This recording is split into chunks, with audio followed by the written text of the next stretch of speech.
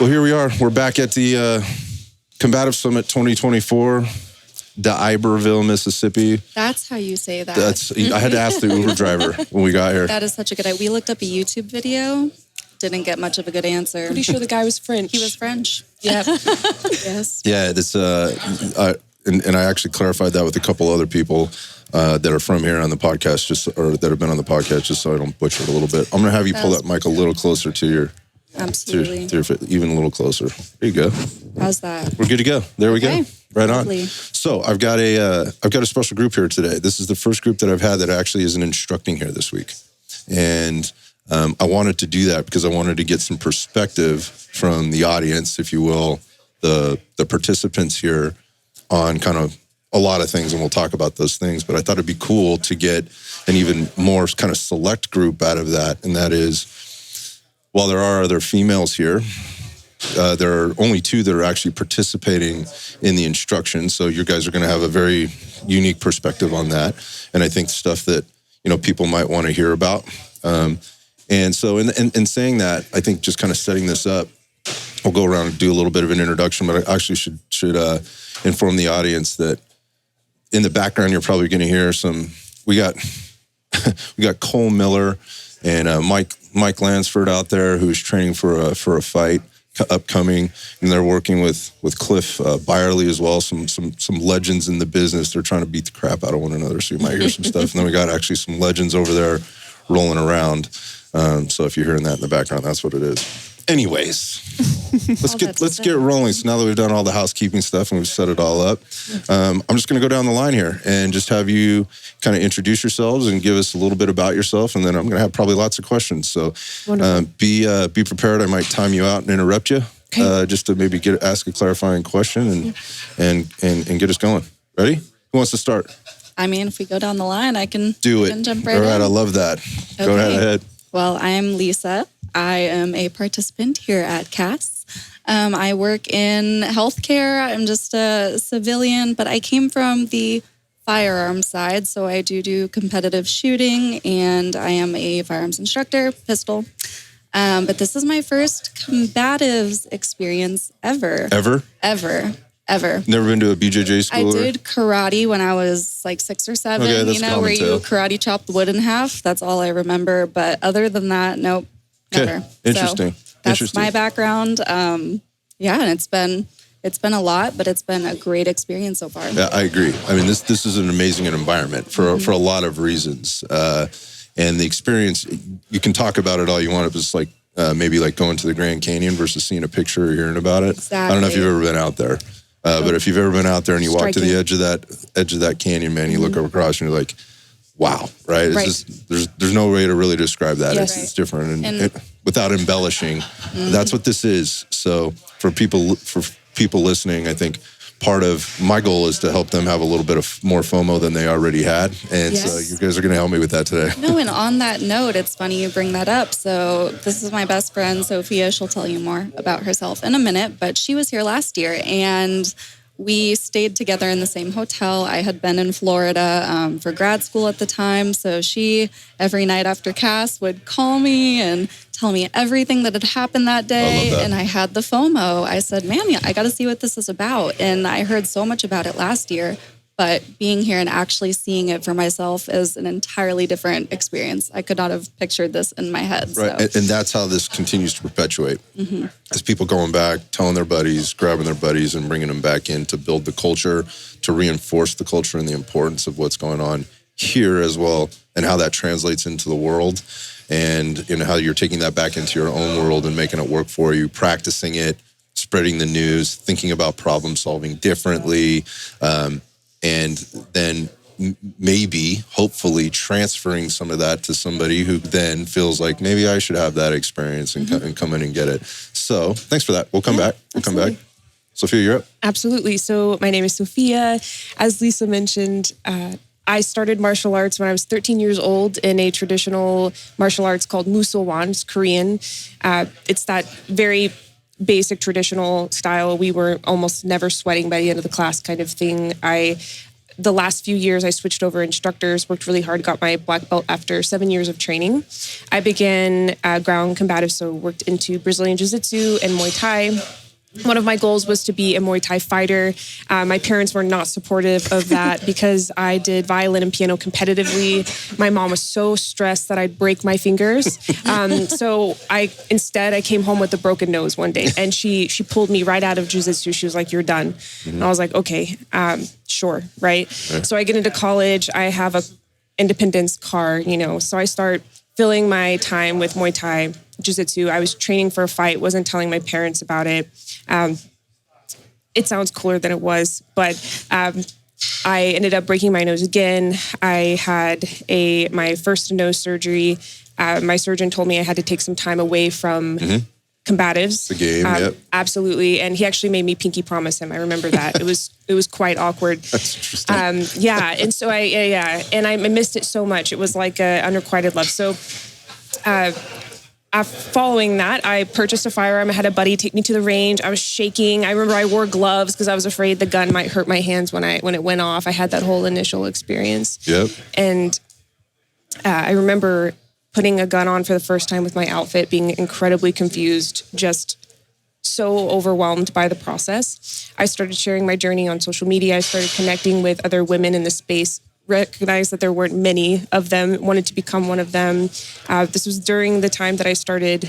I was pre-med. I'll get into that more later, but I started realizing there was maybe another path I wanted to take for my life outside of medicine. So I began concealed carry training. My first formal class ever was ECQC.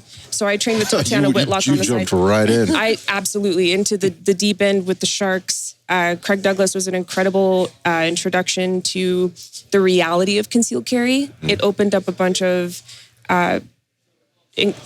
holes, gaps in my knowledge, rudely almost.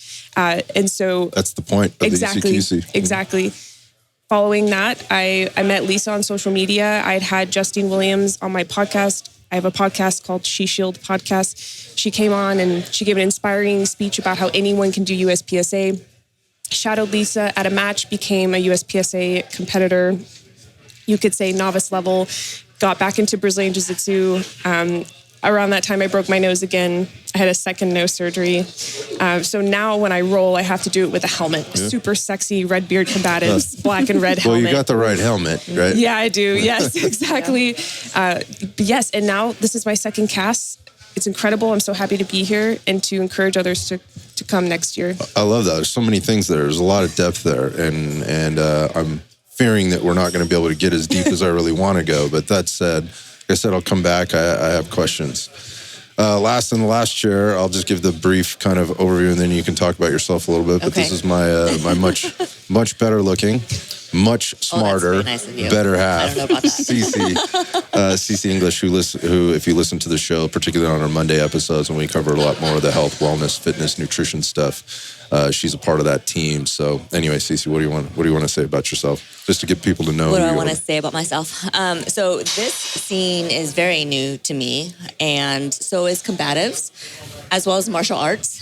I would say, I only got introduced into this genre as well as the 2A community probably 4 years ago, 3 years ago, and that was through Scott. I did not grow up around firearms. My father was an FBI agent, and I remember being really young, and we didn't have a very close relationship at all. But I went to visit him, and I remember he took his firearm out and put it on the kitchen table, and there was zero explanation, zero conversation. And I remember just looking at it thinking, oh. And that was my only experience. And so I remember when Scott brought firearms into our relationship, I was really nervous and I was really scared. And he's like, here, do you want to hold it? It was cleared and everything like that. I was like, no, thank you. And so he was very patient with me, and he would check in with me and say, so, I'm going out to the range. Are you interested in going? And one day I said, okay. And so it was a really non-intimidating setting. And there was a female police officer there from San Jose, and her partner And they were amazing. And she said, you know what? My goal for you at the end of this day is to get you comfortable with the firearm that's in your home. So if you need to use it, you're comfortable using it. And so we went through a variety of different pistols. And by the end of the day, I was comfortable with, clearing it, loading it, and all of that stuff. But it's still not something that I would say I'm passionate about. But I do try to go out quarterly. And those quarterly events, it's usually in a vacuum, I'm stationary, but it's still just handling it. And so when Scott told me about the Combative Summit, he's like, hey, are you interested in going? I'm like, yeah, I'm really interested. Can you tell me a little bit more about it? And so with his explanation, I thought to myself, this is something that I'm definitely interested in. I want to go and observe. And so he allowed me to come along and allowed. Well, there was an invitation there. Let's be very clear about who actually gives permission to do things. I didn't mean it like that, but we all know you're in charge.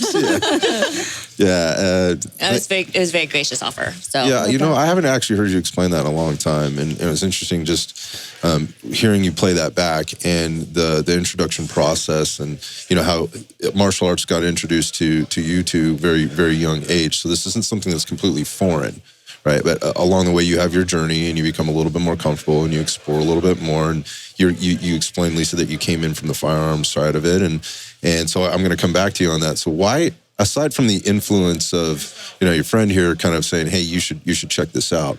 I wonder what kind of drew you into this, because this is not something, and I think by virtue of us just sitting here and again, this being, a very small, select group of people that are here, how do you make the decision to like, this is important, like I need to do this versus, certainly it's fun. We're having a great time. But why is it important for you? Right, that's a great question. I'll kind of backpedal a little bit what you said. I didn't grow up around firearms.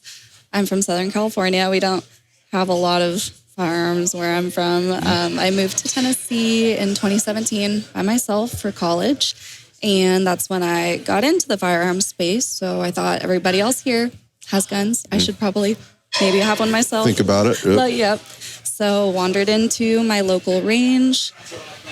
You're good. Keep going. Sorry, I'm just going to make an adjustment. So I wandered into my local range, took an introduction to handguns class, was terrified, started to learn all that. Eventually, I was really, really bad at shooting guns initially, and I don't like to be bad at things. Yeah, weird that your first time would be not so great. Terrible. Yeah. I was shaking like a leaf. I hate being bad at things. Chip Holland at the range in Jackson, Tennessee, he took me under his wing. He could see that I really wanted to learn the skill and get better at it, and just got a lot of instruction over the years. Eventually became an instructor myself, and concealed carry became a very important part of my lifestyle. It's something I take very seriously. I carry every day. And just coming here this weekend, I almost feel like I need to rethink everything I've been doing this whole time, because I do carry every day. But then you get into the combative side of it. How do you access that? What good is a gun on you if you're in a position where you can't access it? You don't know how to disengage to create that space to use it.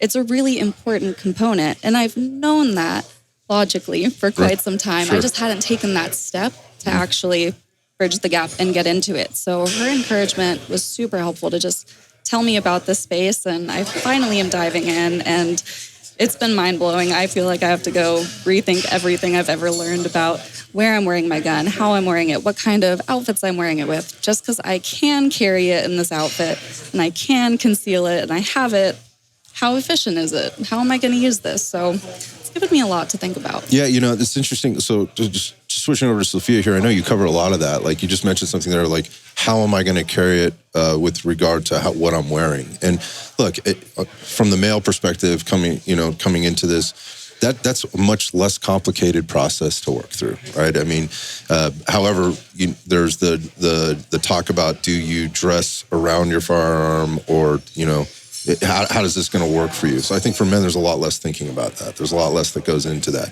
That's not necessarily true all the time, depending on what type of an environment you might be in, permissive versus non-permissive. And I mean like that from a place of employment. Maybe you're quote unquote not allowed. You're not given permission to carry at work as a male. Maybe you have to, you're wearing the suit, you're wearing the tie, something like that. How do you work around that? You're not just wearing a t-shirt, where you can put on your carry belt, your concealed belt that you wear every day, kind of whatever, casually, right? You have to think about that. But this is a separate thing, right? This is kind of a different thing. I know you covered a lot of that, and I've watched a good deal of it, and I think it's really interesting. I watch it, and so my perspective on this, on the other side, is coming from the fitness industry.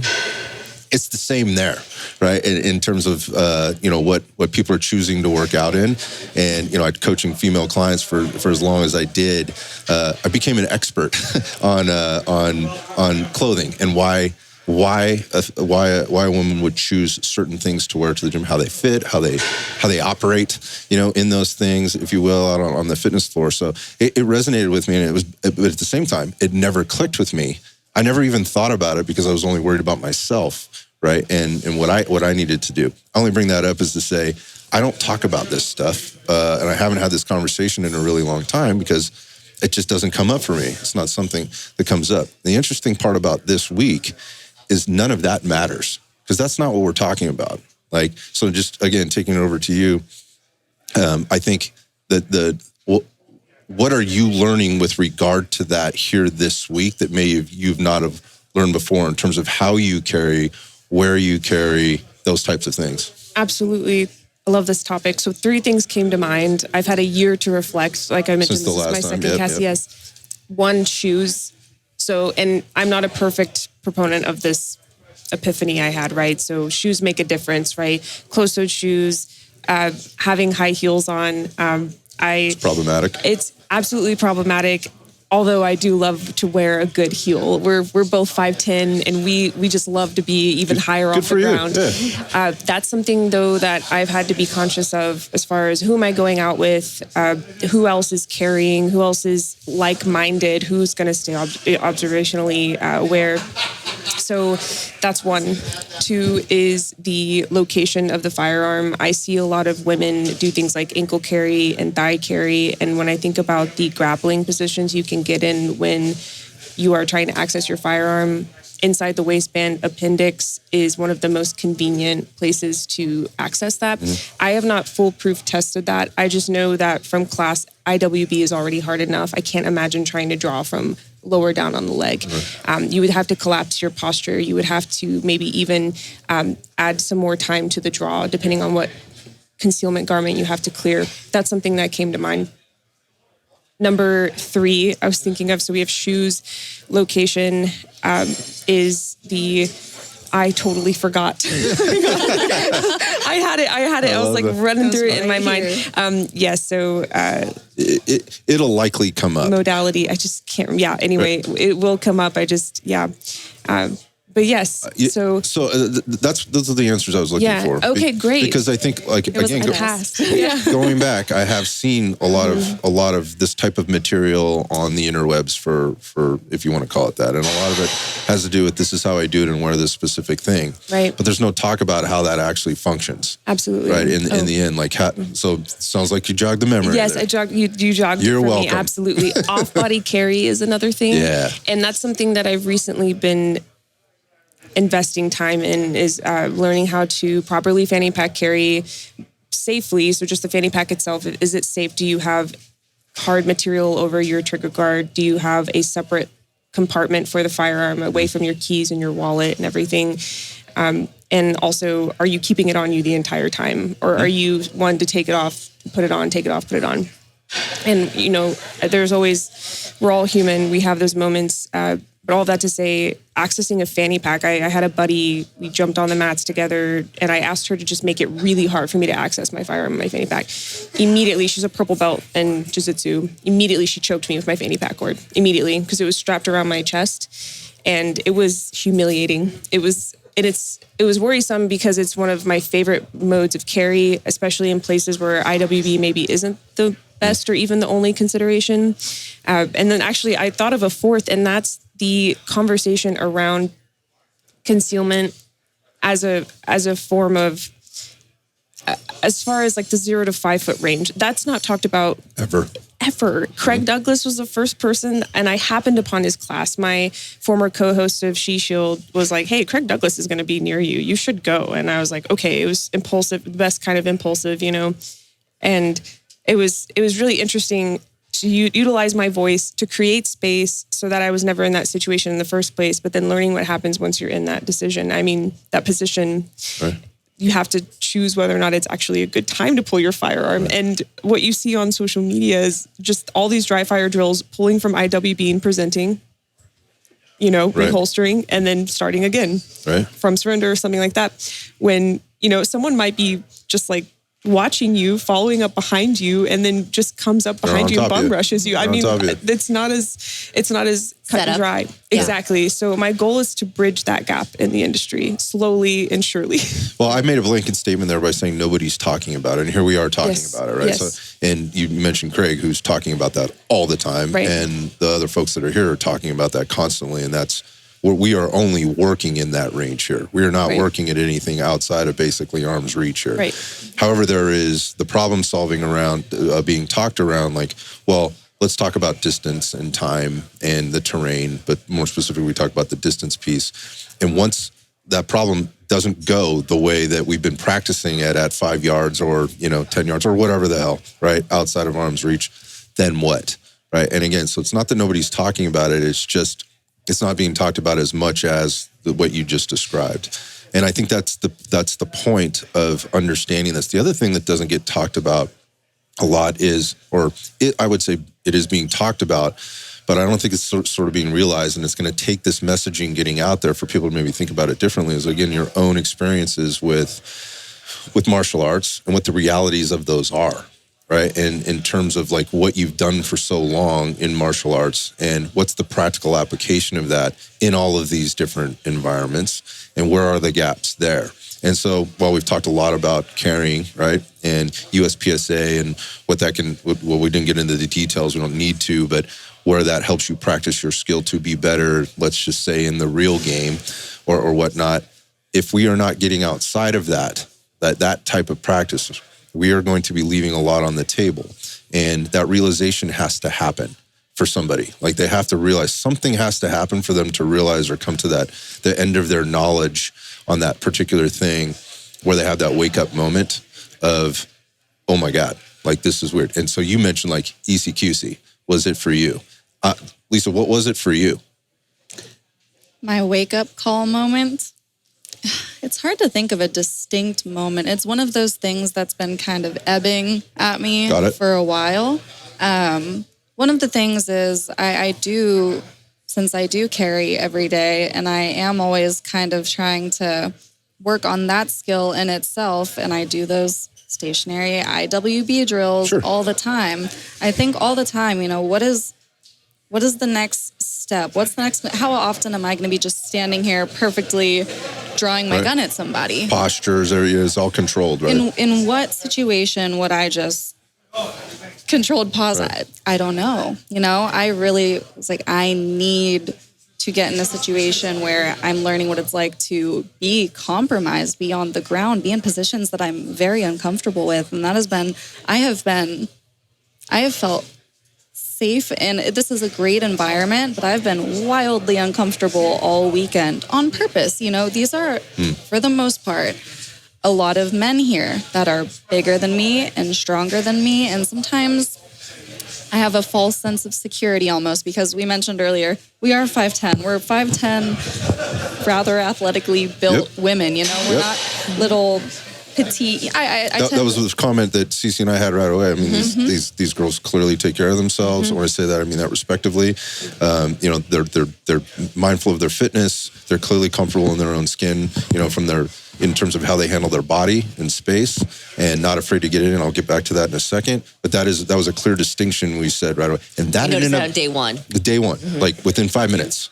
it's the same thing. We were doing the same thing everybody else in here is doing when everybody's sizing everybody up. Absolutely. Right? You were talking about that observational awareness. That's where it starts. So you're and that's exactly how the conference got started with what John Valentine took everybody through while you guys were going through the pummeling drills, against the wall and otherwise. All the instructors were standing back and they were observing who are our people this weekend. As we go into all of our instruction, they are looking at all of that too. And who are the matchups, what's an appropriate matchup so that each person gets something out of this. And we're matching up some level of skill, but there's going to be some cases where we want a definite mismatch of skill. And like I said, I'll come back to that because I've seen a couple things. Yeah, that's very interesting. And like I said, it's almost a false sense of security of I'm this strong, athletic woman who carries a gun all the time. You get this sense of security in a way. And I have had men in here throw me around and put me in consensually and consensually. Yes. Consensually beat me up all weekend, put me in positions where I can't move, I can't access. What do I do? And I have felt very vulnerable and very it's been really, really eye-opening for me. And it's a really good environment because it's a safe environment to have those kinds of interactions. It's very training-oriented. Nobody's weird or uncomfortable. It's all just a room full of people, the kinds of people that we're going to see on the street and people that want to make you better. And it's been really good to do these drills with different body types, people of different sizes, weights, shapes, it's a really great. While that might not be articulated by maybe a lot of the males in here, I guarantee you they're feeling it all, including this one. Just earlier today, we had Tom Kyer going through his edged weapons section. And I asked Tom a question, and I quickly felt, he was like, well, let me show you some things. And then I was he was behind me with a knife in his hand. When Tom Kyer puts his hands on you, he makes sure you understand he's got his hands on you. And I was intimidated. Like, I felt terrified. I was like, I am vulnerable to this. And even, again, I'm 6 foot tall, 230-ish pounds, something like that. I feel pretty comfortable in my own skin. I've been through some things. I got to tell you, that was a holy crap moment. Like, I have to think about this thing quite differently. And so you're looking at everybody is going through that this weekend, whether they're big, small, they spend a lot of time in the weight room. They spend more time on the jiu-jitsu mat, whatever the case is. Like, everybody's going through that today.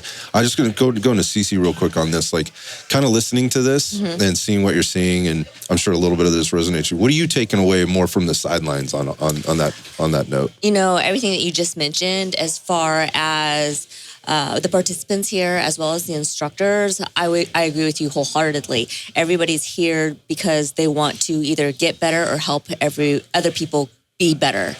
I would say that, there's a mutual respect that the participants have for one another. It's definitely a safe environment, a controlled environment, but yet there's different degrees of intensity that can be applied. And so I really appreciate how the instructors take the time to talk about what it is that they're putting out there, what they want the participants to get out of the drill that they're going to do. And then everybody breaks out and they're paired up with a partner and they go through that drill. And then even during that time, there's different intensities that are applied. So you're going through the movement, and then, there's a next throttle up, level up of moving faster or trying to anticipate what the next move will be. And so while it seems controlled, yet there's still a variable in there where you don't necessarily know what's going to happen. So it gives you the freedom and flexibility to be able to explore your movement patterns.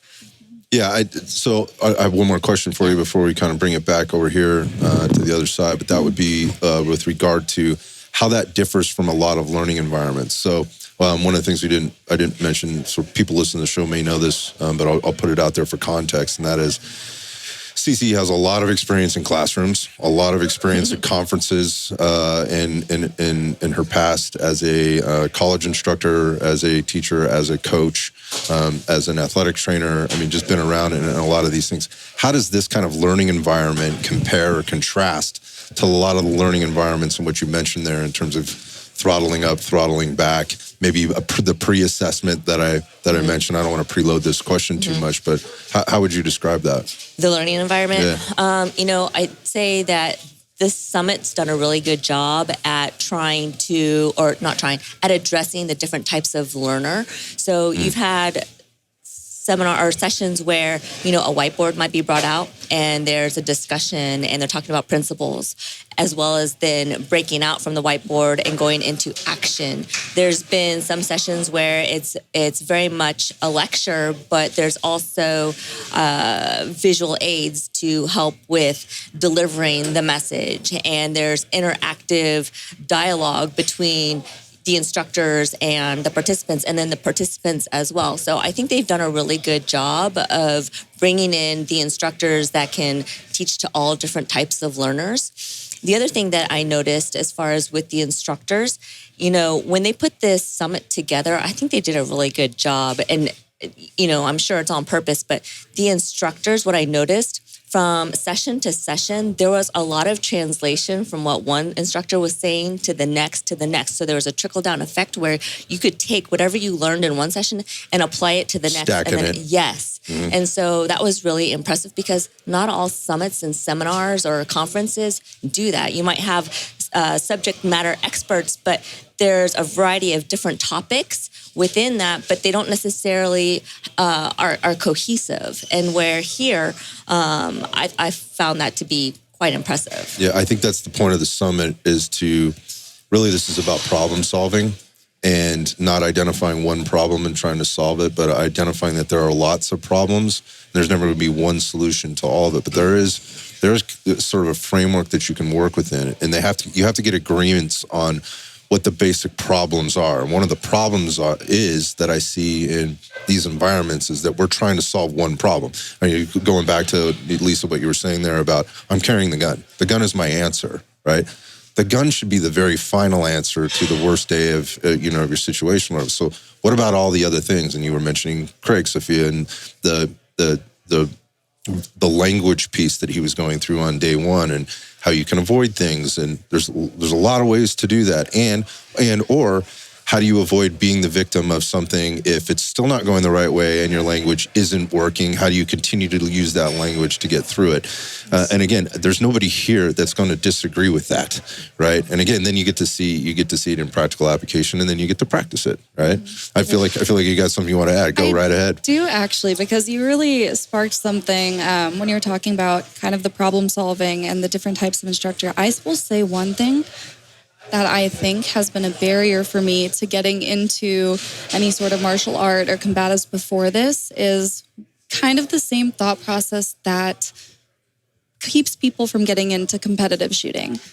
It's gamey, it's not realistic. I think I've had this lens of, in certain martial arts, like this is a almost coordinated type routine, There's a set of rules. When someone is just beating on me in the street, it's not, I didn't think, it doesn't look how it looks when you see people engaging in these specific martial arts, but coming here and seeing it's such a blend of everything. Everyone has a different background, different techniques. You learn the techniques that you can then problem solve if maybe what you're learning in that particular session didn't work, but something you learned earlier, I go, oh, I learned how to, grab this person's arm earlier and make them stop what they're trying to do. The practical application of all this has been key to me because it gives you such a higher respect for the technique. We competitive shoot to get our gun skills better. We know we're not going to be shooting stationary cardboard in a self-defense situation, but it helps with all those building the skills, manipulations. Correct, right. Exactly. And now I see how BJJ or Muay Thai, all these different martial arts and combatives can help you build those base skills to problem solve in the real life crap hits the fan situation. So that's been really great to see all the practical applications, the dummy knives, the dummy firearms, and how it all ties together. So I wonder, Sofia, you've had some experience again. You walked through that. I wonder, what can you tell us about some of what your big takeaways have been just here in the last couple of days? Absolutely. Besides, I need to work on my resistance to I noticed that. a little bit. Those I was going to leave that off the table, but they're I've been beating on her. yes, totally, exactly. No, totally joking. My skin, I think, is just really sensitive, so we'll do that. But I'm not sensitive, just my skin. Anyway, just kidding. Biggest takeaways. I had a year to take what I learned at CAS last year and apply to my jiu-jitsu training, and I did not do that. I would say maybe a total of 10 times I incorporated a blue gun into my jiu-jitsu training, like the fanny pack thing I mentioned earlier. I have a buddy who doesn't conceal at all, and I've just asked her to go for my gun when we're grappling. I've put the gi on. We've done it no gi, during gi, just to see how things change. So it's been a great reminder of the importance of incorporating that day to day. I've been slowly getting back into that very niche jiu-jitsu mentality, to the point where when we started doing wrestling today, and I kind of felt mind blown all over again. It's kind of like relearning something, right? It's easier to learn it the second, third, and fourth time. Yeah, right, reps. Exactly. But my goal for 2025 CAS is to come back with a little bit more frame of reference and have maybe more specific goals on what I'd like to work. The class material this year, it was so hard to pick a class. I almost had Siri toss a coin because I needed to work on everything. That's one of the biggest ones. That's really all that comes to mind right now. I love that because I see you going through the processing right now, right? But I also see you thinking about next year already. Absolutely. Which I think is super important, because I think a lot of people, and so if I could, absolutely, I think a lot of people show up to these things going, I'm going to see what's going to happen, and I'm going to walk away with all these new skills, and I'm going to be John Wick, or whatever, when they go to a conference or one of your firearms classes, or whatever it happens to be. And that is just not the case. And that is made very clear, when you get here, in two ways. One, you're told that. Yes. Right? And secondly, you figure that out pretty damn quick. It doesn't take very long to go, I got some work to do, which is the beauty in all of this. And that there is never a finish line to this. There's this constant thing. And so what I heard you say is you're a very good student, right? And that's what I'm catching from a lot of the people here, is they're extremely good students. There's note-taking happening. There's questions being asked, and they're skillful questions. They're not, like, how do I stab somebody better in the neck, kind of thing. It's a deeper thinking and a deeper, I think, more intellectual process to being able to come to one of these things and actually walk away with the value that it's here to, that the event is here to provide. And that is probably why you two are here, right? Is that you are students of the game, and you're constantly looking at it and exploring. I heard you say, you've tried it in a gi, you tried it, with no gi, you tried it in plain clothes, whatever the case is. You have to be willing to do that. You have to commit yourself to doing that. And I know you're saying it, you're jokingly, and I'm just thinking about it. Maybe other folks listening to this, male or female, like, yeah, she keeps saying she's getting beat up in here, and that's just. That's contextually, it's kind of humorous. There's some levity to it. Absolutely. And because I was watching actually a session yesterday where you were rolling with Hank. Remember when you were rolling? Hank, yes, very tall guy. Very tall guy. This is the Hank tattoo, essentially. So I think this is an important piece of this too, is that you're willing to put yourself in that environment to be challenged by somebody who's clearly much bigger, yes, much stronger. You don't have to feel that, like, you can see it kind of right away. Absolutely. That may be way more confident in his jiu-jitsu because he's way further in his journey. 8 years down the road, right? Absolutely. All of those things. You're willing to put yourself out there. And there's another piece to that, and that he has to be willing to show you a good look. Yes. Right. And so there was a point where I think I was talking with Craig actually on the side. And yes. Yeah, and there was a throw happened. Yes. And it went right up to the edge of the mat, and everybody turned around. And I think all the dudes standing here are like, what the hell happened? Hank, what are you doing, man? Right. And then everybody kind of stepped back because you were fine. Right. And you should be fine, and you are fine, and all that stuff. And so everybody stepped back, and I think the initial reaction was, dude, what are you doing to that girl? It was. Like, come on, Hank, don't be a dick. Yes, exactly. On, like, what is going on? I could see a panic in his eyes, like, oh no, everybody's about to beat me up. And I could tell he was like, are you okay? Right. Yes, and you spoke on this earlier, cooperative versus competitive training. That's something that I completely forgot to talk to her about before coming here.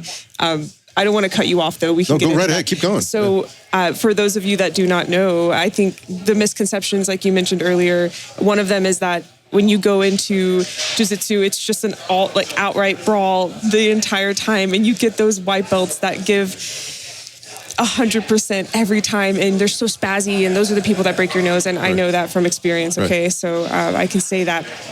When you're learning, starting at 30%, maybe building up to 50 and 70, being a good partner, giving resistance when it's due, and then working up to the competitiveness. In fact, Hank and I were talking. I was like, hey, man, what percentage are we going at? And he was like, I don't know, 50, 70. And I'm like, okay, cool. And I was like, 75. And he was like, yeah, cool, 75. And that's when Craig was like, Sophia, he was like, I love how he said, he was like, I hate to ask you this, but do you need to put your helmet on? Right. And I was like, yes, I guess I could go get my helmet out of the car. Right. Yes. And then once we did that, it was, I love that. I just come alive when I'm able to just throw my face into people. I miss being able to do that. Right. I miss being able to do that. I loved head control, and my Muay Thai instructor back in the day, he incorporated a lot of wrestling into our training, and he taught me the importance of head control. And I remember being so afraid to hit my nose before I was even worried about that. It was already broken. It was kind of like, whatever, at this point, like move it over, shift it back if you can, punch me this way, right? And I remember I got punched in the face so many times in one training session one day that I remember driving home, couldn't see out of my left eye. I didn't want to tell my mom, though, because I didn't want her to force me out of martial arts. It was really blurry. It looked like the sun was in my left eye only. Anyway, I'm driving home, and I remember thinking okay, that's the worst that can happen. Getting punched in the face is nothing. So literally I started almost leaning into, I would be like, come and get me. Got to the point where it just didn't scare me anymore. Now it's very scary for a different reason, which I hate. Sure. But all that to say, we have that spectrum of cooperativeness to competitiveness to provide a training environment where you can actually learn, absorb, and then replicate. For those of you that are on edge about starting. Yeah, I just wanted to add one more thing to that, and that is the way you handled that situation, and you kind of jokingly were like, "No, I'm fine." And then Craig came over to, it wasn't like you need to slow down. It's like, right. Let's take some precautions here, so that, because if you're going to go like that, let's. I know your situation, so let me just remind you, you might want to do this thing. But more is how you handled the thing, which is standing up, and you look.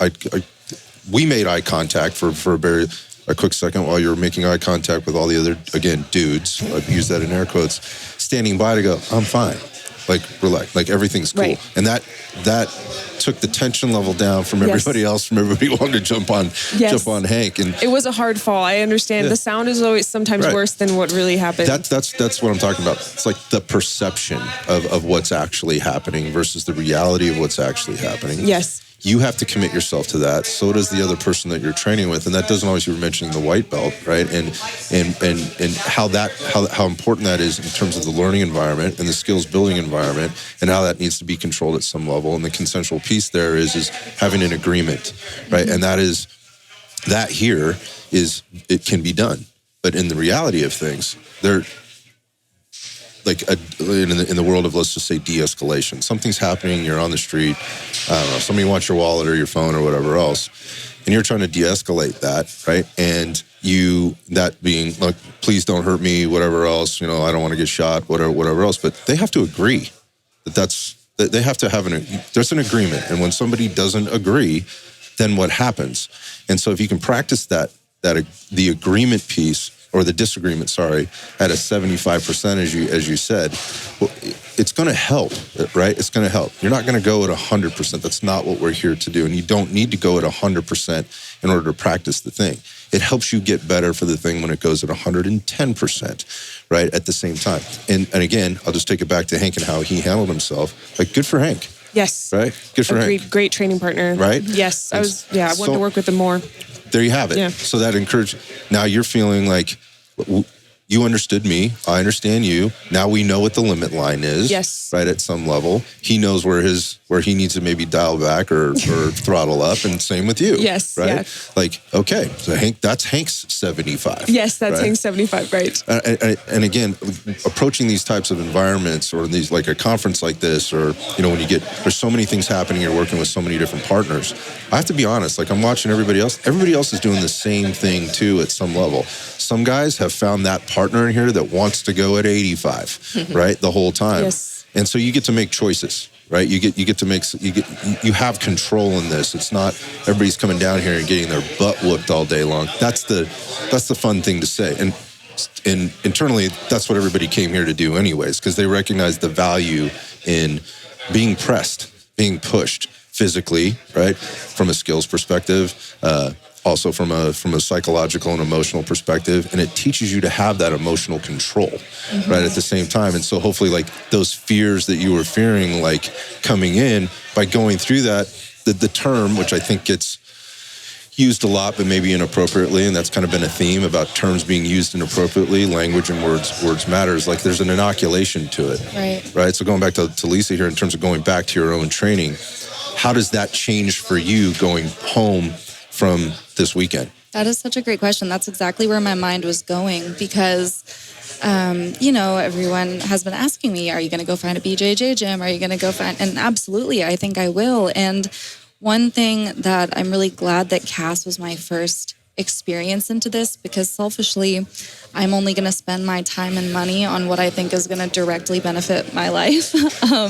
And previously, my perception of BJJ, not that you talked about it a lot. What I see from somebody who knows nothing about it is, why am I going to go wear a silly bathrobe looking thing and do coordinated movements? Rolling around with sweaty dudes. Exactly. Yeah. Absolutely. It from an outsider's perspective is like, that doesn't look like what my reality looks like. That's not what I wear. That's not how I go about my daily life. I now have learned, because of all the amazing instructors we have in this conference style format, and because we're using these inert guns, like training knives, I now have made the connection, because that's kind of what my life looks like. I carry a gun, I carry a knife, I have those things.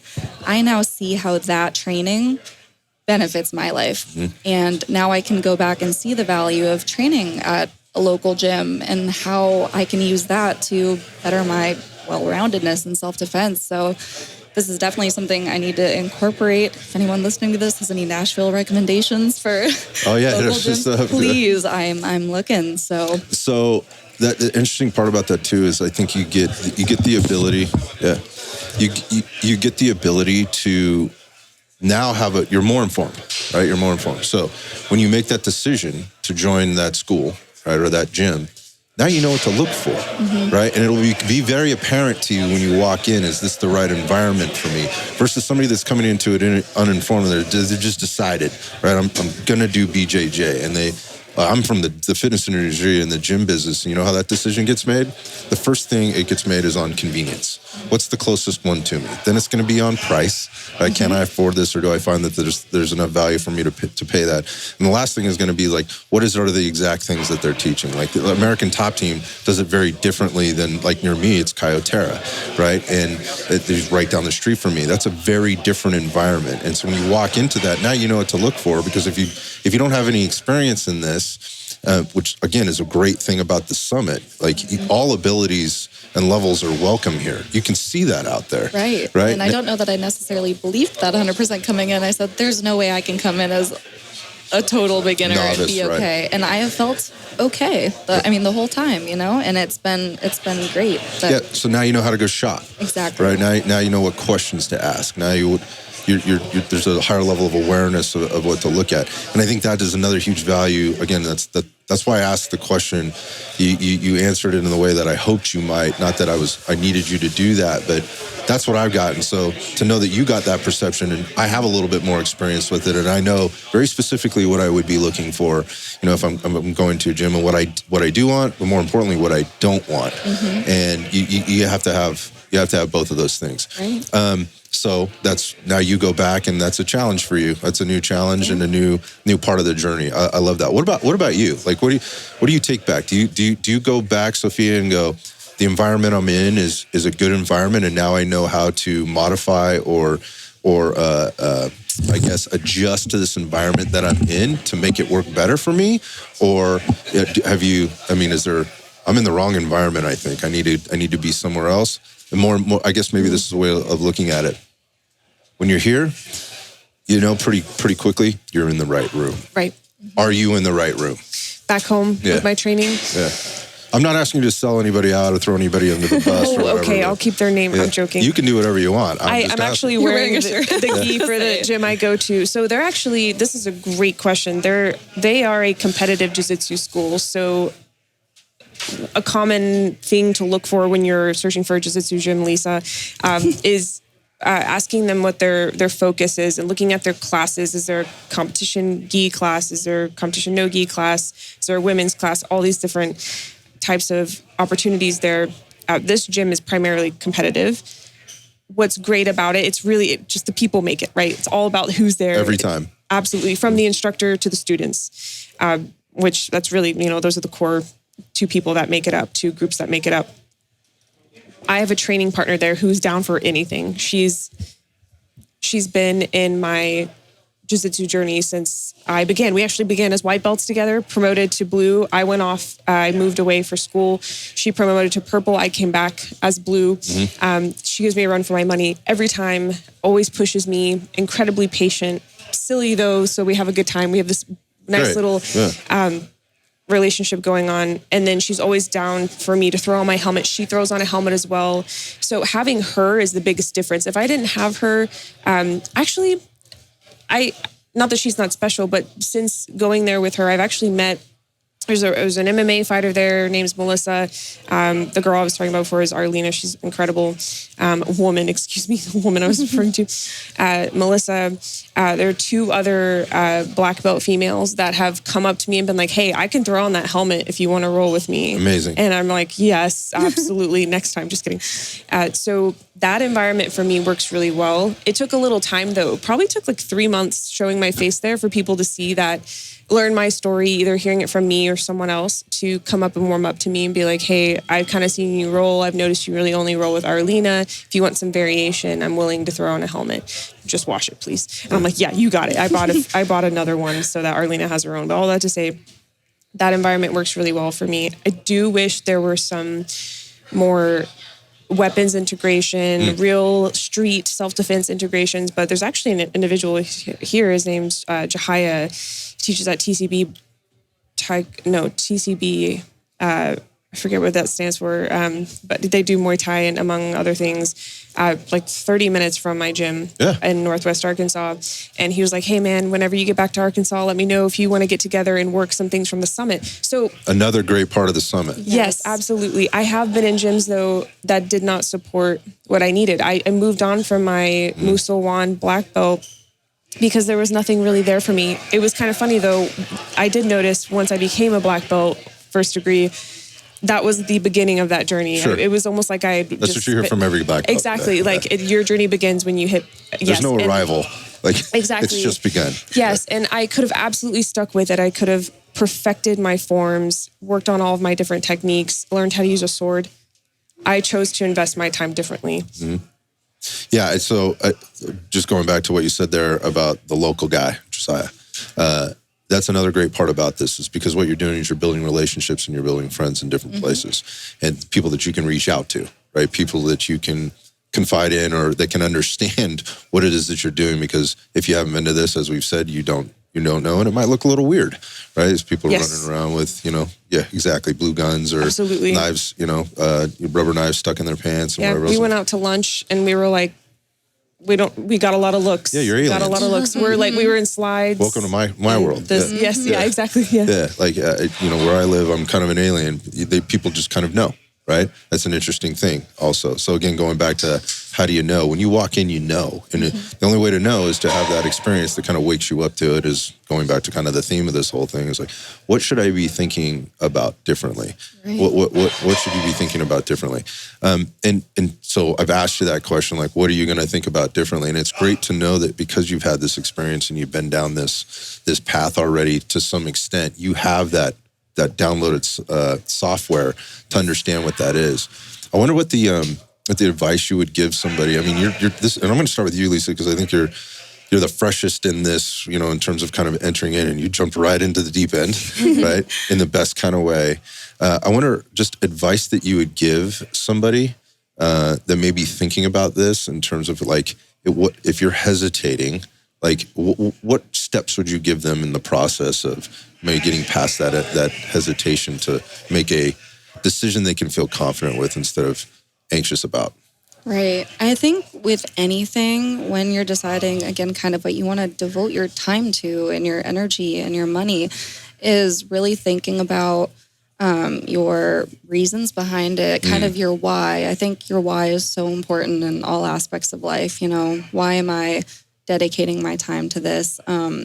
Since being here, this has kind of really, you said jump in the deep end, and it is in a way, but it's kind of, it's gotten me excited. You're not going to spend your time doing something that is miserable or that you hate.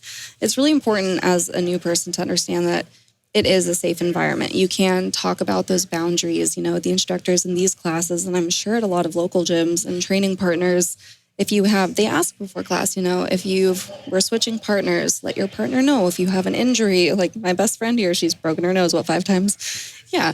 Do you have any prior injuries? Is there anything, do you need to take a little bit off? A big thing has been pacing this weekend. We have 3 days of intensive classes, And then we're going to the tactical games next week. Tactical games next weekend. We wake up, we can maybe not a good decision, but whatever. It's a great decision. This is what we do. Yeah. But no, just communicating that with your training partners and with your coaches, just that understanding that it is a safe environment. It can be intimidating and it can be conceptually scary, but it isn't really once you're here and once you're in it, and you'll have to take my word for it kind of until you go try it for yourself. But it's a lot less scary when you're in it, and just having that experience and getting to experience all this incredible information and what you're learning in a safe environment, and then getting to directly see how it can benefit your life, how I can take these skills to keep myself safer. I say all the time, I am a happy person. I love life and I want to live it as long as possible. So staying safe and protecting my life and the lives of my loved ones is very important to me. So seeing how I can take these skills and apply it to that application, which is really important to me, is awesome. And that gives me kind of the motivation and energy I need, having been able to be a part of it, to now go home and say, okay, I am a very busy person. I love to stack my plate with everything. But now this is something that is important to me, and I will carve out the time to do it because I can see how it's going to be good for me. So that's probably what I'd say. I love that answer. The why, right? That underlying why is extraordinarily important, because that is the driver. That's the thing that's the compass, right? What are we trying to achieve here? That's the thing that gets you out of bed when you're sore on Saturday morning from Friday's cast, to get you here early to be ready to go again. And then again on Sunday morning or wherever else, beyond the motivation of all the things that may be included in this. But there's a mindset piece there, right? And I think a lot of times people come at this, that in a lot of things in life, but particularly in this respect, in the context we're talking about today, with a very underdeveloped why. They don't really know. And I'm going to say something. I think part of what you had something there when I asked you earlier, like, why did you come? It seemed a little underdeveloped. Like, I just know I need to know this stuff. Like, this is important. I'm walking around with a gun every day, right? Like, and a knife every day. So, but you asked yourself the question, but what if it doesn't go the way I think it's going to go? And I think that's okay, right? And that's the part of coming to these things, to further develop your why. Yes. No matter how much experience you've had. Right, because I was going to say the exact same thing. This experience helps you develop that why. I now see, people can tell me that this will help my why. This will help you be a better self-defense person, concealed carrier. They tell me that, and I'm like, yeah, okay, sure. Right. Whatever, But now I've seen it firsthand, and it is hard to take someone's word for that. Now I have seen it, and I've really been, from all these exercises I'm doing, I have seen firsthand that that is directly impacting everything I'm doing in my daily life. So now my why is pretty concrete. It's getting there, you know? Yeah, it's just one more step in the process, Right. the development process. And so, Sophia, I'm going to go over to you here on this one, and that is beyond like the personal things that you're taking away, that obviously practical application of, this technique, or, thinking about, risk control differently, or how you're concealing something differently, or how you might access it differently. Those are very, very specific things. I wonder what your thoughts are just on a larger, more broad spectrum of why this thing that's happening this weekend is important. And I'll just leave it at that. So there could go a lot of different directions. But again, it's more of kind of like more of an idealistic thing, maybe. It's the kind of the angle I'm coming at this with. I don't Absolutely. know. I don't know if you can answer that. I've got you. Hey, I'm a podcast host. I understand those questions where I'm like, please, guest speaker, please take this and run with it. Just do something. All right, I've got you. Yeah. So something I've absolutely loved witnessing is all of the conversations going on about combatives outside of the mats, right? So I've walked past people. I'm a little ADHD, sorry. So we both are. I don't think you're alone. There's a lot of that in here. That's a good point. Yeah, that's actually very typical for the community. Mm-hmm. Moving on, I've heard a lot of these conversations. I'll be passing by. I'll see someone in the corner. They'll just be wrist locking each other casually. They'll go from talking. You look back over 2 seconds later, they're in like a wrist lock. They're showing each other. There's all this trade of ideas. That's the purpose. Everyone is here to learn. Even these super high level instructors, Instagram famous, have this incredible rapport. Just all of that. They don't even need to pay attention. They're actually watching these classes. And even Nicole earlier stepped into our class, and I jumped in with the instructor and asked him for some help, some feedback. Wanted to feel it himself, and everyone is just wanting to be better.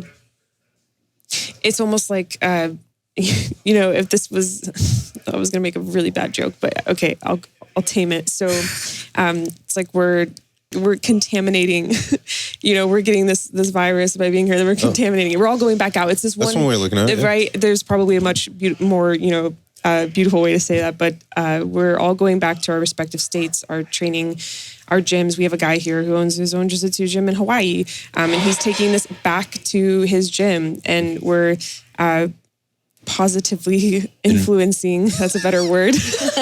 Contaminating. Infecting. Yeah, exactly. Our students, our peers. I think that's ultimately the purpose.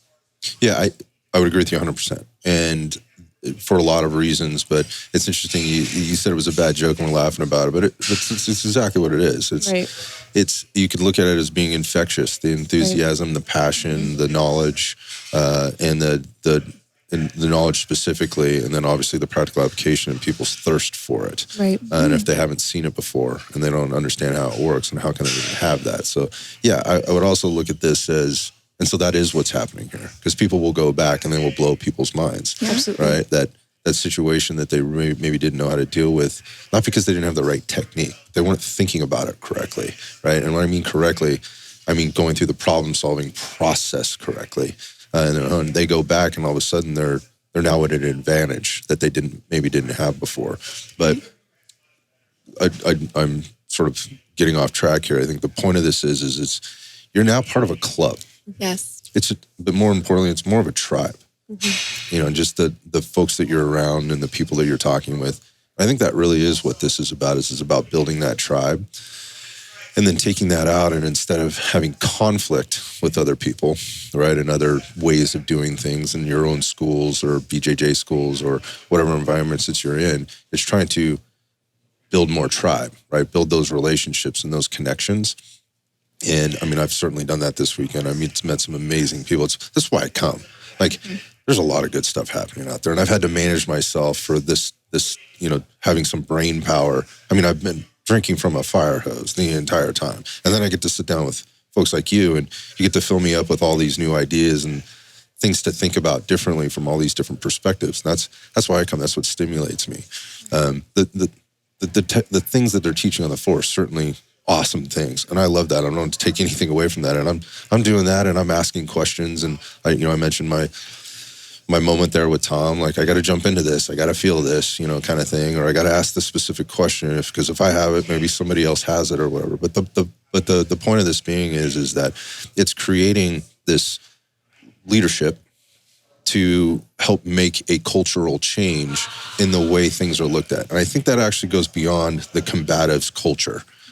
You're nodding your head. I mean, absolutely. What do you have to say about that? The community built here this weekend has been so important. And a couple things on that, everyone in here has come from different states. There's people from all over, like you said. We've all come from different backgrounds, different states, different life experiences. And, we'll learn maybe one technique and switch partners, and every partner explains it to me maybe a little bit different or shows me something a little bit different based on their experience. And it really helps to just round out that knowledge, and it all helps and makes sense in different ways. And not only that, but, you get to share with each other. I've met people here several that have said, when I come through Nashville, can I shoot a match with you? Exactly. I do this kind of side of things. Like, can you come walk me through a USPSA thing? Or that, we can share our knowledge and our experiences and all help each other. And it's just the community is infectious. The environment, it's amazing. I was just going to turn this over to CeCe for a second and kind of your take on this, just from like what you're seeing more like globally. Rather than kind of, we're all, there's all these layers or levels in this thing, just kind of looking at the 10,000-foot view. Why are we here? What's happening? But from that, just from the global perspective, more from an ideals perspective, what are you thinking? So I actually have a lot of thoughts going on in my brain right now, and I know where you want me to go, but I think, one of the things that's going through my brain right now is the similarity between health and longevity, and then going through the Combative Summit and the idea as far as like, you should want to do this because nobody's coming to save you. You have to be your own advocate. And if you decide to carry, whether it's a knife or a firearm, then you need to know how you're going to handle yourself. And if you carry any of those things, then you should want to do this. Mm-hmm. And we talk about in the health and fitness realm, you should want to take care of yourself. You should want to be as strong as you can for longevity. You should make the choices as far as in life that are going to help you nutritionally, as well as from a strength perspective, agility perspective, so that you can have a quality of life that is something that you want to live. And so I see the parallels here between, you should want to do this because you should. And so I'm sitting here thinking, as an observer and somebody who hasn't been in martial arts and who doesn't carry, why don't I? I know there's a lot of responsibility if you decide to carry. And if I decide to carry, then I need to be able to think about all of these things. And I need to be an advocate for taking care of myself, being responsible and doing things safely, but also efficiently and effectively. And, John Valentine came by, I think it was today, and he said, so, you want to get out there? And I thought, I kind of do, but I feel like it's a little late in the game. So I don't know, maybe next year. But then I also think about the conversations that I've had with my daughter, as far as, Scott and I, with our daughter, and, trying to get her into jujitsu. She started, and then at one point she got pulled out, and then trying to get her back into it, as far as giving her some tools for life. And I think to myself, wow, I'm having that conversation with her. I should be doing that as well. I'm taking care of myself from a fitness perspective, but what am I doing to take care of myself? Because, or take care of my daughter, if we're out and about, like, what am I going to do? Yeah, I have words, I have language. I could always try to create distance, but what tools or force multipliers do I have to be able to handle that situation if it gets to a place where it escalates? So going back to observations, as far as from a very global perspective, being here, it's really opened my eyes. already kind of knew it, but it's one of those things where how important is it to you? Because if it's that important, then you're going to take action. So I'm already sitting here thinking, okay, so where am I going to fit this in my day? Where am I going to start to explore this? How am I going to do this? And so, you know, I think it's been a really great experience. That is so well articulated, truly. If you don't mind, I'd love to ask, what do you think the largest barrier to entry is for people before they start their fitness journey? They don't know where to start. Okay. Or they think that they have to start with, let's say somebody with going through weight loss, they feel like they have to start losing weight before they can start taking the action of exercise. Yes. And that's not necessarily true. Absolutely. I'll start jiu-jitsu when I lose weight. Mm-hmm. I heard that. I hear that all the time. Yeah. So our driver yesterday, our Uber driver, he was telling us that, you know, he had lost 400 pounds, Surgically, I think. surgically. And so he was asking about the gym. And so if I were to be interested in signing up for jiu-jitsu, you know, do I have to compete?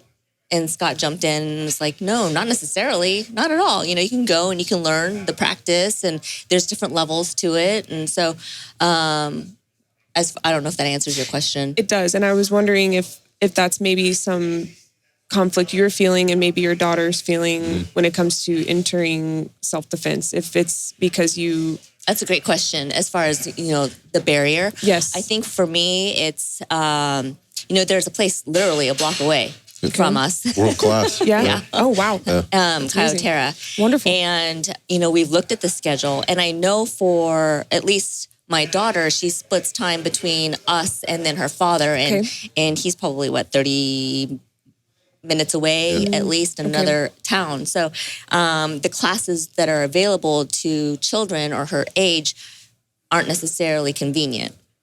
These are real problems. Yeah. Right? Oh, absolutely. These are real barriers. Yeah, that's the point. So, yes. You know, there is they've opened another location, which is closer to where her father lives. Yeah. And so, but it's also getting the father on board with having another real problem. Her, you know, participate. Absolutely. As far as for me, honestly, I can't tell you the last time I've looked at a schedule for a women introductory class, for a women's introductory class, because I've looked for her. So what can I do? Yeah, I can easily pull up the schedule and look.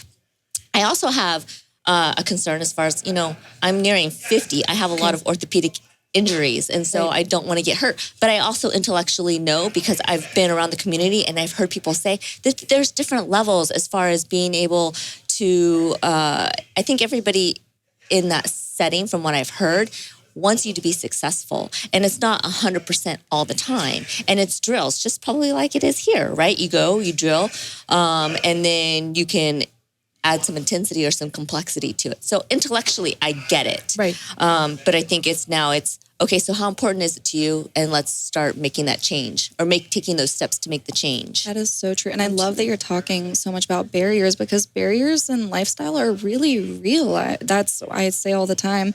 Everyone said, why now? I said, well, you know, Cass kind of lined up perfectly. I just graduated from my doctorate program last month. I have Congratulations. Thank you so much. I've had no time, no money for the last 4 years. You know, it's been a grind. Why are you laughing at me?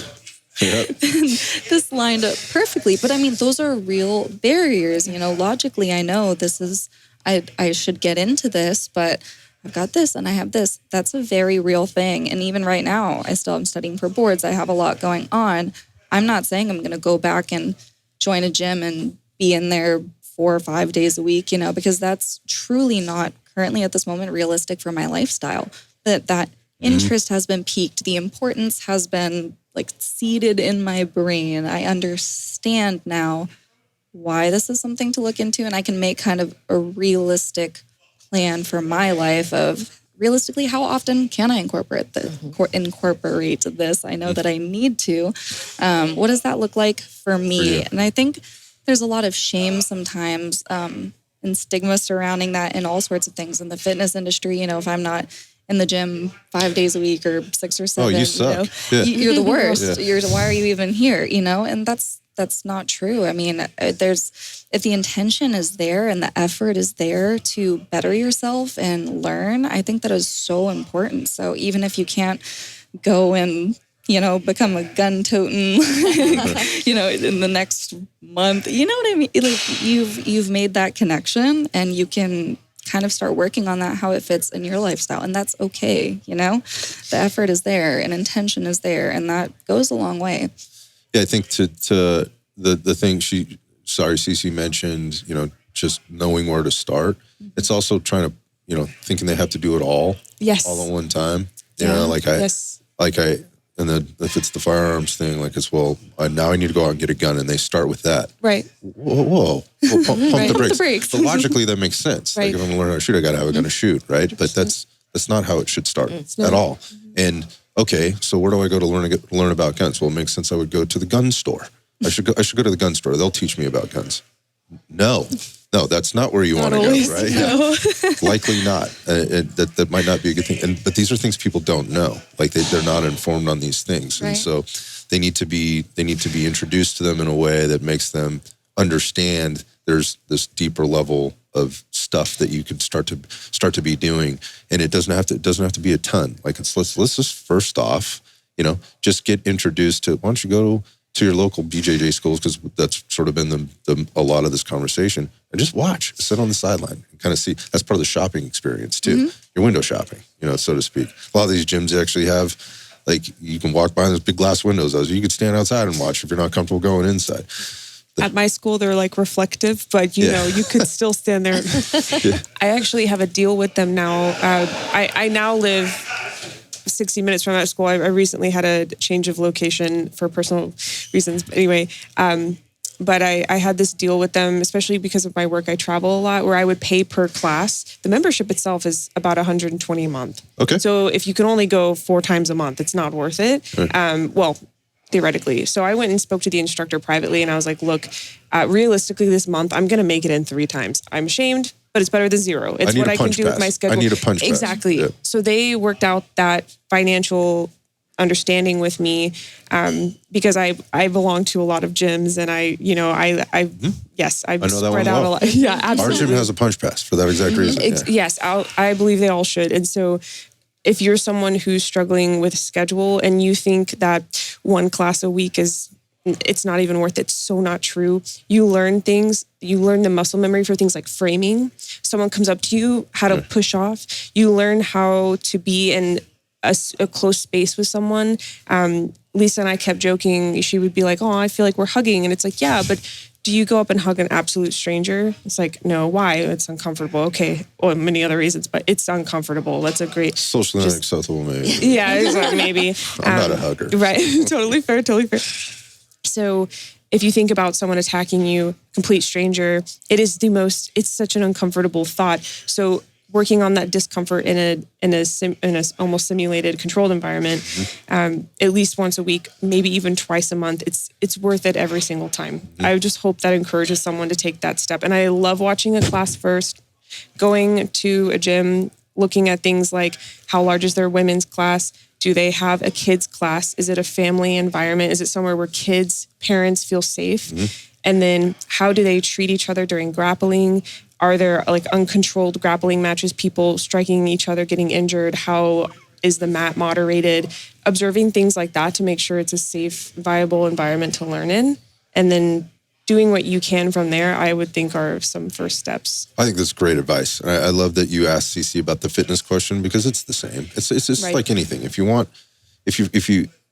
something, you have to take some action, right? And again, that might mean, in this case, and you're sort of listening to CeCe and some of the challenges we've had with our daughter getting into it. Those are real things, absolutely. Right? But again, on the personal side of things, sometimes it means you have to take some things off the plate in order to add extra things on. We were doing, side note here, we were doing a lecture with Aaron Duggar, who's my partner over in Extremist Performance, and we were lecturing on the human performance side of all this. That was great, by the way. We attended. Thanks very much. It was a weird time of day. It was after everybody was exhausted. Yes, the lights were down so we could project the thing. After lunch. Yes. After lunch. We had a combined note we were taking notes on, because we were like, not going to remember this. And we were it was fire hose time with yes, all the it was. There's a lot of data and math and things like that interesting, we were presenting. But somebody asked, actually, it was Hank.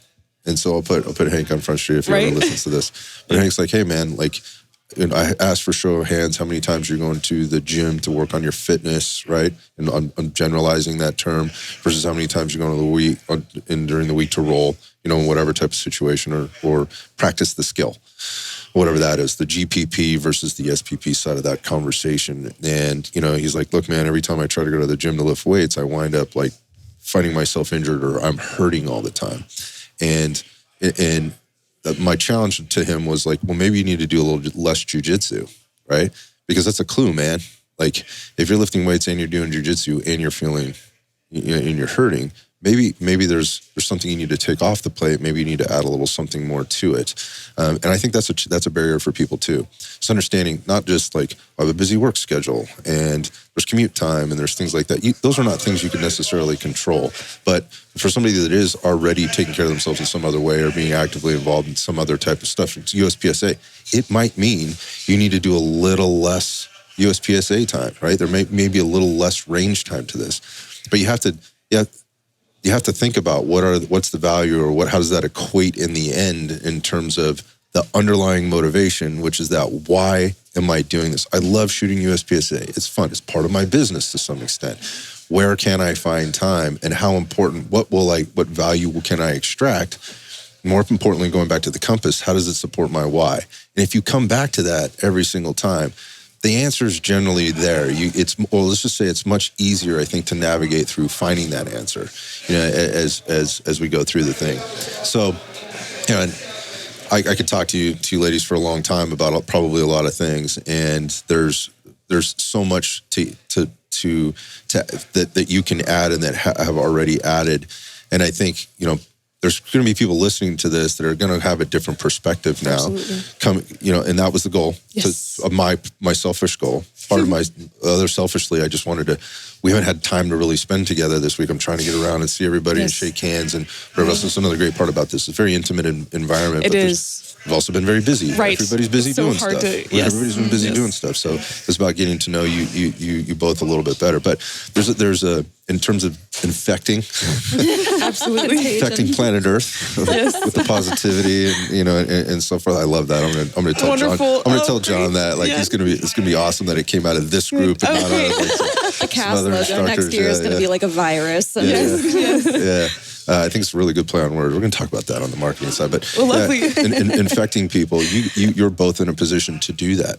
And you have a platform to do that. Whether it's your business that you're a professional, right? You've just gotten your PhD, and there's going to be time spent there, but you're also contributing in another way by providing people a service to get better at a certain skill or a certain thing. And same with you. You've got this platform that you're trying to share this stuff outside with. And by the way, while you may be getting paid a little bit from this is not how you're putting food on the table, right?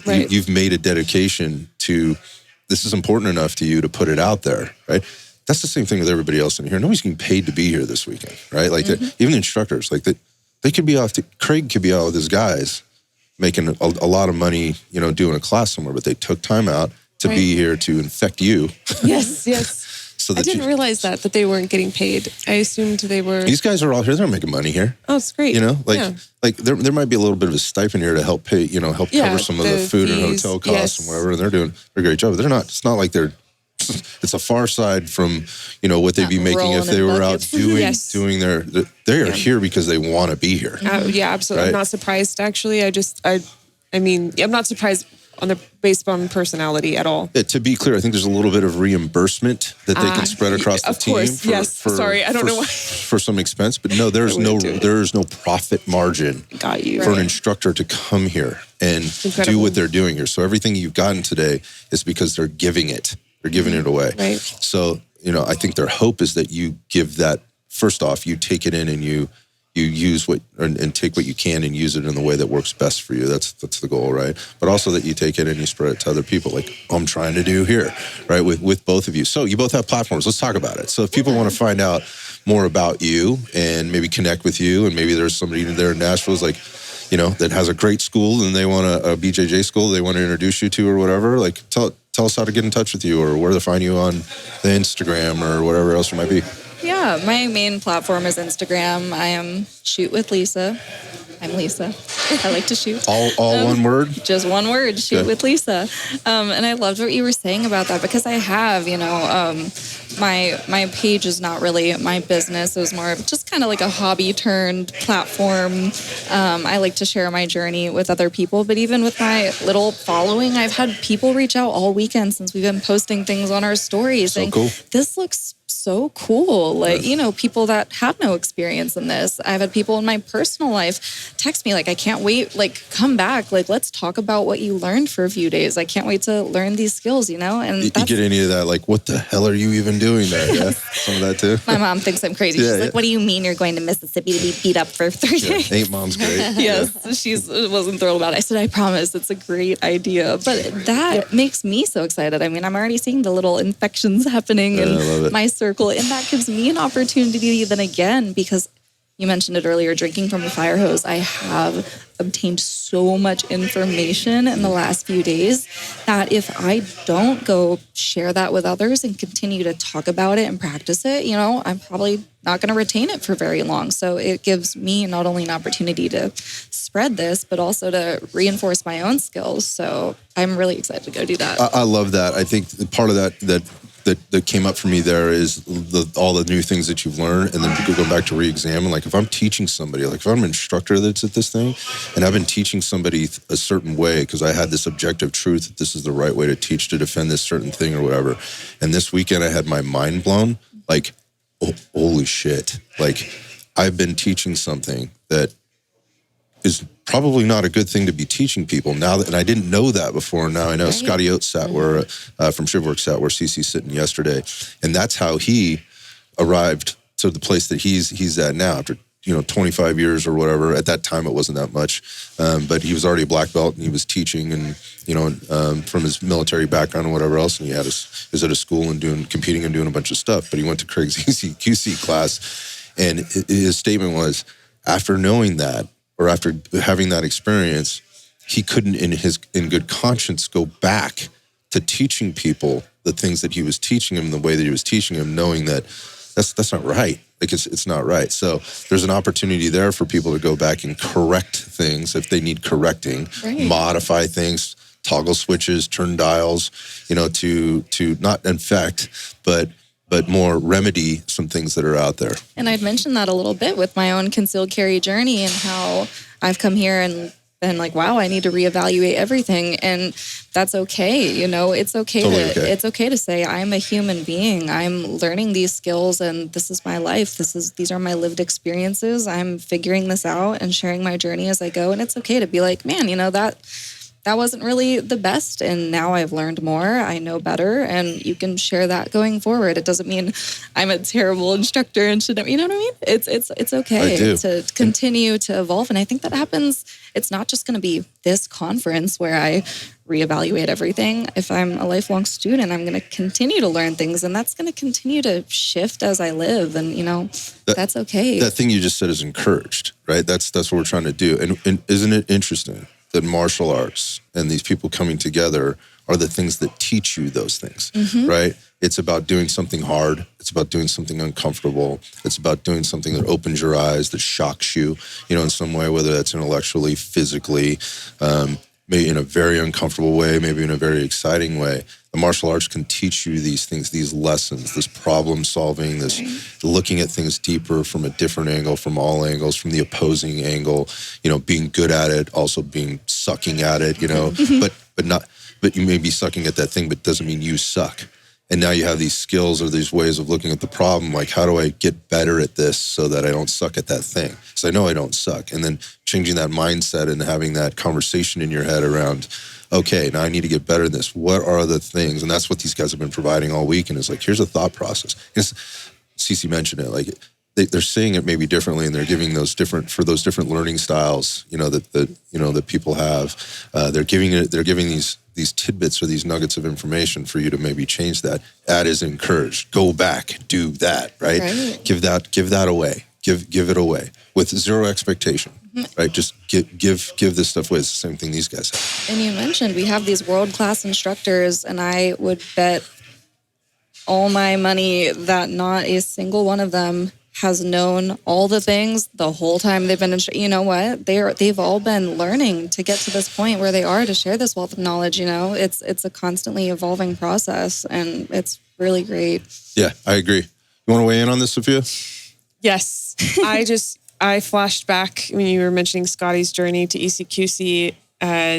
It's kind of like getting punched in the face. That's exactly what it is. It's super scary until you get punched in the face. And then I led that up really strangely. I was afraid to get shot by a sim gun the first time. I don't think anybody's looking forward to that. I've been there myself. I never look forward to it. I'd never gotten hit by a BB gun or a paintball gun, is that what they're called? Anyway. And I remember Craig was walking inside. We finally had a break. It was Oklahoma summer, out in the turf, like not even turf. It was just like dirt. Mm-hmm. It was dirt. Mm-hmm. We created this Thunderdome, right?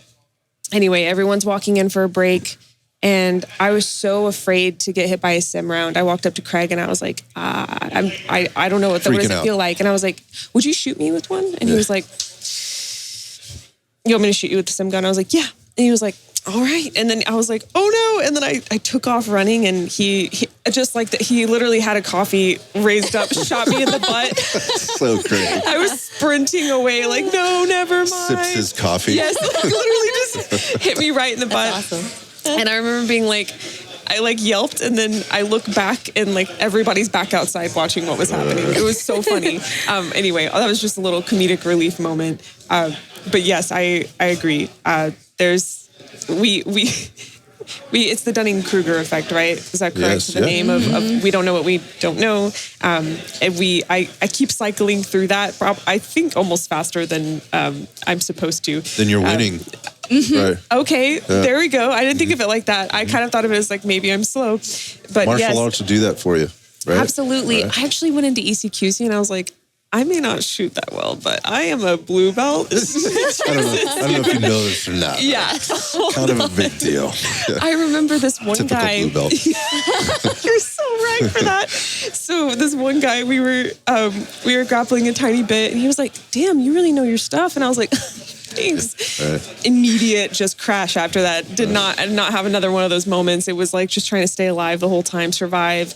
I remember all the whelps on my abdomen, and like I had all these bruises, and my mom would call me and be like, are you sure you should be in this thing? Yes. Mm-hmm. All that to say, yes, I completely second the third everything you said. And to go back to your question, my social channel is at Fit for FIA. It's FIT, the number 4, FIA. It's for all topics concealed carry. It's just my journey. That's just my page, my journey, sharing all the random things I do. I look like I'm in a different state every other week. Sometimes it's that way. And then my podcast is She Shield Podcast. So it's at She Shield Pod, SHESHIELDPOD, She Shield Podcast. Lisa is the social media manager. She does all of the edits of the highlights. So we're so lucky to have this dynamic. We're best friends and work together, and it actually works. We have like a whole contract. Like we had a big discussion, and we were like, if we're gonna do this, like we gotta not F this up. So no, we both go in together. I'm currently the sole host. I bring on guests, and I just want to say, this has inspired me. This has inspired my podcasting journey. I have moments where I almost feel like it's silly. I don't know if you ever hit that. Do you ever hit that where it's like all the time? I created a platform where I'm holding a mic and I'm asking people to listen to me. It's this weird thing. And then I get to selfishly bring on guest speakers, selfish in the best way, right? Selfish, like leaving that bad relationship, selfish, you know what I mean? Bring on guest speakers, ask them questions I'm interested in knowing. And then, like, I do monetize slightly from it. I mean, there are fees. We have to pay monthly fees. I pay this chick sometimes, so every now and then she pays me. We have a contract, but anyway, just kidding. So, but no, it's so lovely, and I love the way you all operate. You're an incredible host. You work really well together. I love what you have going on. As another host myself, I have much respect for what you do, and I hope to bring you on my show as well. So anytime. Yes, be my awesome pleasure. if you guys are willing to do that. I'd be honored. Absolutely, 100%. Thank you for that. And again, that's why we're here, right?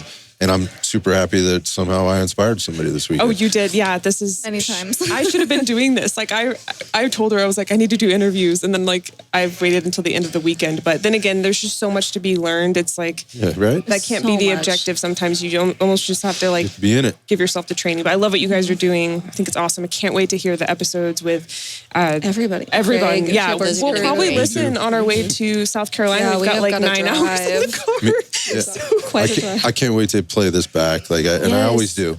I love that. Just going back on something you said, you know what's weirder than actually sitting in front of that thing and What? talking on the mic is when people tell you they actually listen to it. Yes. Oh my gosh. People have Actually, come up yes. this weekend. I've had a few guys come up and they're like, "Are you She Shield?" And I'm like, "Yes, I am She Shield. Yeah. We are She Shield. we She It's actually it's How do you know this? Yeah. right, absolutely." And it's been so funny. And then I'll be like, "What episode did you listen to?" And they'll be like, "Oh, And all of them." They can tell you. And they're like, "I listened to the last 5," and I'm like, "Why?" I was cracking up at someone because you had said in a class, it was yours when you asked, do you have any prior head injuries? And she's all, does a nose injury count? It I counts. broke my nose 5 times. And somebody comes up and goes, because she's talked about that on the podcast before. Too many times. That was the connection. Yes, Yes. you have the same injuries as are you the She Shield girl? Yeah. She also broke her nose a bunch of times. Hilarious. Yep, that's me. Yeah, I had a moment this morning when the guy is like, "Oh man, I didn't realize it was you. I just listened to this episode we just dropped on Wednesday the other day." that's awesome. And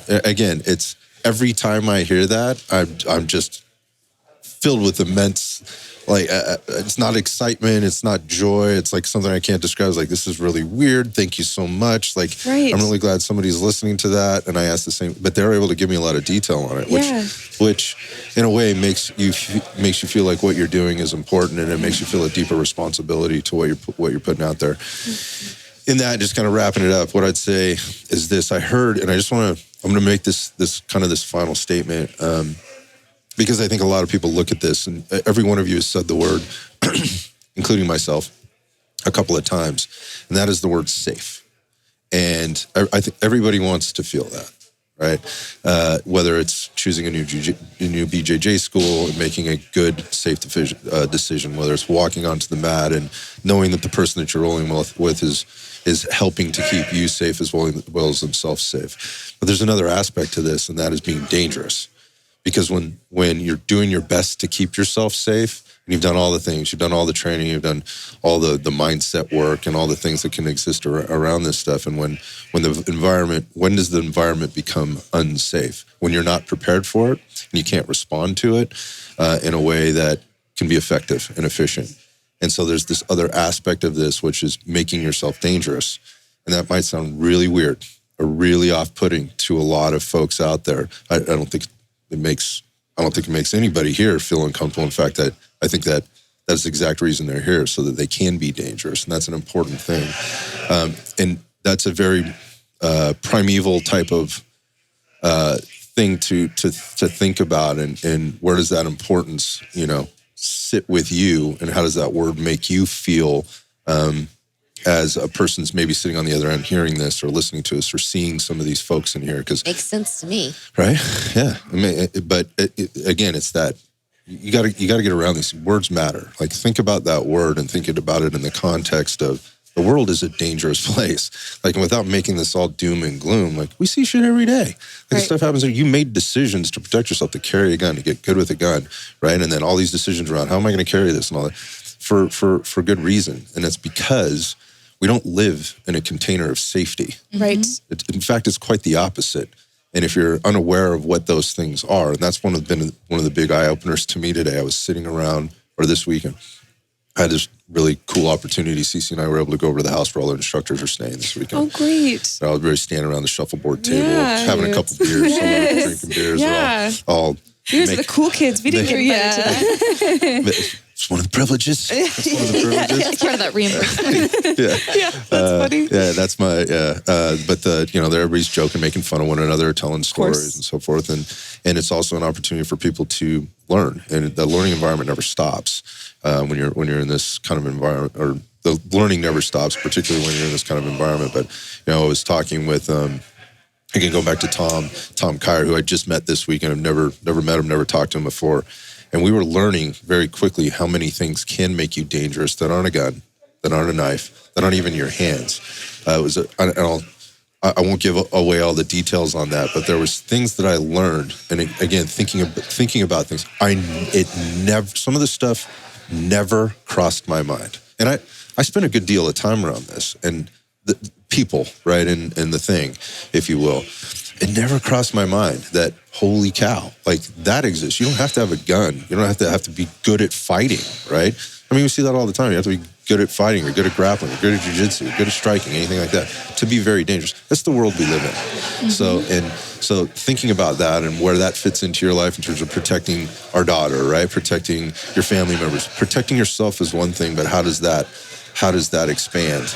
And what does that mean for your community, right? Your family, your friends. Yeah. And how does that make your friends feel when you go out with them and they feel safe because you're there? I love that you said that, because I think it is such an important perspective. I'm sure you've had this. I have people all the time come up to me and say, I don't want to live in a state where I feel so fearful all the time that I have to carry a gun, or that I am so, scared of the dangers in the world that I have to spend all this time carrying. And I'm like, that's not what it's about at all. Have you ever given a presentation in school and you're unprepared for it and you're freezing and you're stuttering and it's uncomfortable?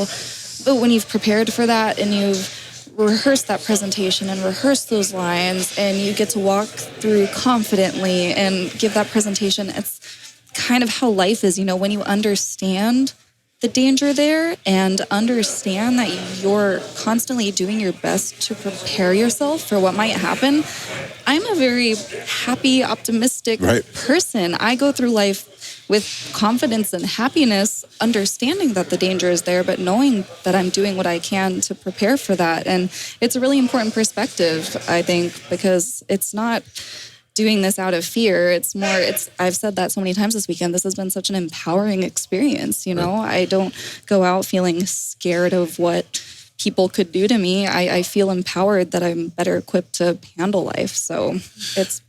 Yeah, again, I look at this and sort of something I said there and it just kind of came up for me, in that when you go out with your friends, right, that aren't, when you're not together, or maybe you are together and your friends are also there, how do they feel when they know you're in your presence with regard to the dangers that may exist around? They let loose, man. Right? Yeah, and they tell you that. My like, girlies it's okay. Their guard is down. It's okay. Yeah. We got Sophia with us. They go, right? we know you have this. Okay.